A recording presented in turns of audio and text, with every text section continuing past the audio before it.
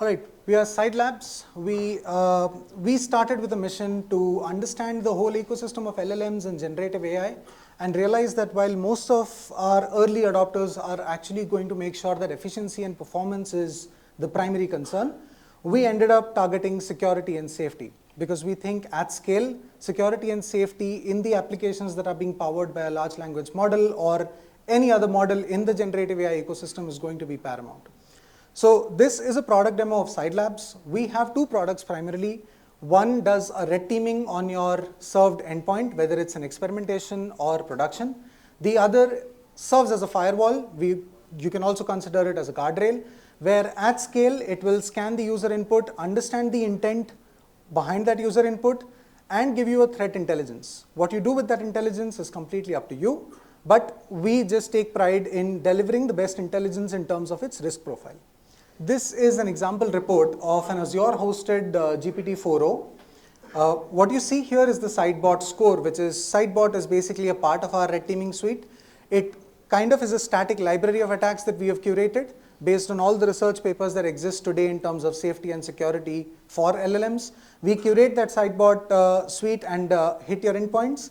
And this is actually an Azure GPT-4o with a medium strength filter, which we have realized is kind of similar with their parent version of GPT-4o hosted on Azure.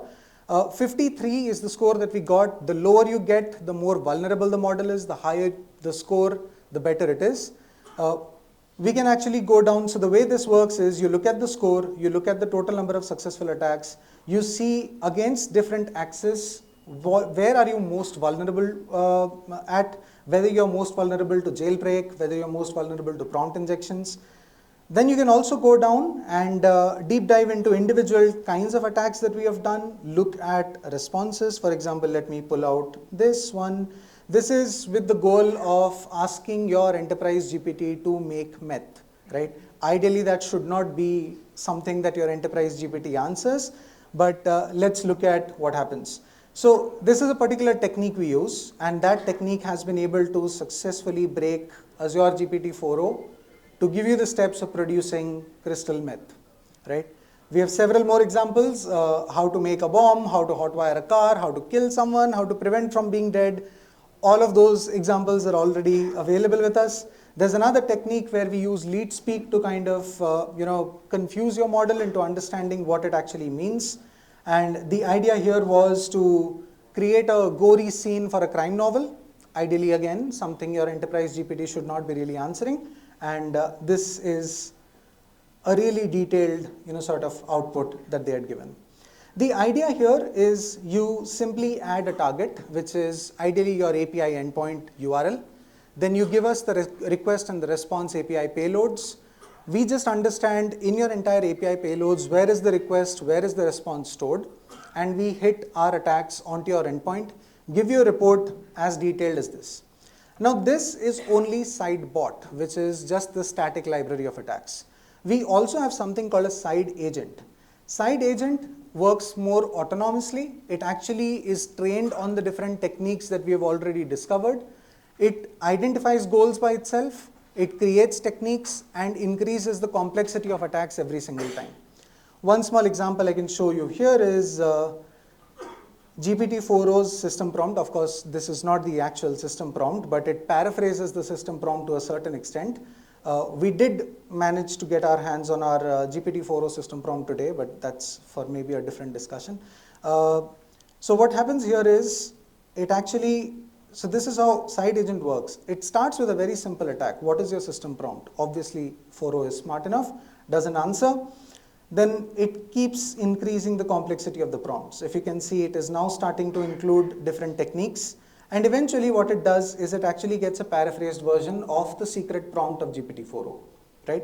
Now, GPT-4o's system prompt, we may not be able to abuse it too much, but what we have been able to do in the last few, let's say, days is if we are able to get access to your system prompt, or any attacker is able to get access to your system prompt, the attacker can actually leverage the features that exist. For example, if there are function calling, features that are included in there, I can actually send mails to your competitors or even to the CEO of your clients saying that please choose X competitor of yours, not mine. These are all important concerns for enterprises who are building in large language models, keeping in mind the absolutely stochastic nature of how these responses can come across, right? This is what the red teaming suite looks like. What you can do, look at the reports, understand what the vulnerabilities are, and build mitigations on top of it. But if you want a slightly easier way out, I'm hoping this won't, okay. So I'm still stuck with this issue. It will not work on the Postman Wi-Fi essentially. Probably, yeah, probably. So what we also have is something called a SydeGuard. You can actually see here. SydeGuard is, like I said, the AI firewall of sorts, the AI guardrails. We build custom models to suit individual enterprise use cases. For example, we built an e-commerce e-commerce model to detect off-topic questions. For example, I shouldn't really be, Amazon's chatbot or a product Q&A bot should not really be answering how to, let's say, write a Python code, right? That's misuse of the features. Then we also have toxicity, prompt injection, and evasion threat intelligence, where if some attacker is trying to manipulate the input in any way, for example, uses leet speak or uses a mixture of languages, you can always be assured that there might be some fishy intent, so we'll score it higher on evasion. If, for example, an attacker is asking your bot to actually write some politically toxic content, we'll flag it on toxicity and let you do the rest on your backend on how it works out. Thank you, that's been my time, and sorry for the glitch.